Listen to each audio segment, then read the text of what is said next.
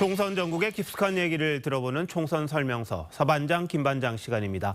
오늘은 서주민 반장이 먼저 시작해 볼까요? 예, 제가 준비한 건 이재명과 아르헨티나입니다. 이 대표는 지난 20일에 이어 오늘도 아르헨티나 얘기를 꺼냈습니다. 들어보시죠.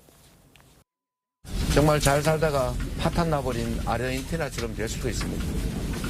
우리 국민들의 선택이 대한민국 운명을 결정한다는 생각으로 보통 보수 정당에서 이 대표의 포퓰리즘 정책을 좀 이제 비판할 때 자주 소환되는 게 아르헨티나인데 네. 이 대표가 아르헨티나 언급하니까 뭔가 좀 상당히 어색한 느낌이 들거든요. 네, 그런 면이 있죠. 지난 2015년 이재명 당시 성남시장이 청년들에게 소득, 취업 여부와 관계없이 1년에 100만 원씩을 지원하겠다고 하자 김무성 당시 새누리당 대표가 이 아르헨티나를 망친 이 페론 대통령을 보는 것 같다라고 한 게 대표적입니다.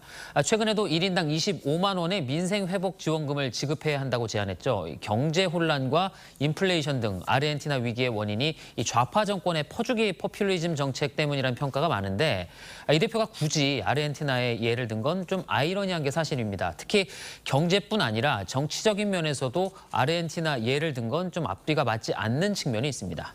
뭐 포퓰리즘은 그렇다 치는데 정치적인 측면에서도 좀 어울리지 않는 건가요? 예, 그렇습니다. 남미의 불안정한 정세 이유 가운데 하나로 꼽히는 게 탄핵을 정치 도구로 남발하는 풍토입니다. 특히 아르헨티나의 경우 1980년 민주화 이후에 80여 차례나 탄핵 소추가 있었습니다. 민주당 역시 윤석열 정부 이후 판사와 장관, 검사까지 과반 의석을 무기로 툭하면 탄핵 소추를 남발했었죠.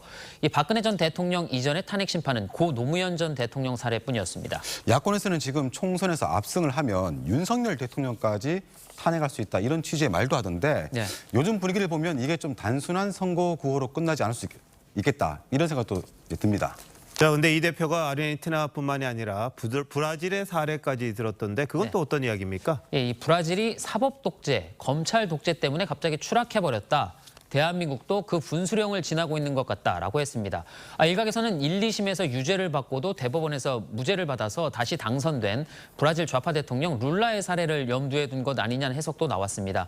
다만 이 대표의 구속영장을 방어권 보장을 이유로 기각해서 이 총선에서 뛸 수 있게 해준 게 바로 법원이었는데 검찰 독재가 그렇다 치더라도 브라질의 사법 독재까지 언급한 건 너무 나간 것 아니냐는 지적도 나옵니다. 뭐 인요한 위원장도 보니까 베네수엘라를 언급을 했더라고요. 네. 왜 남미가 무슨 죄인가 싶기도 합니다. 네.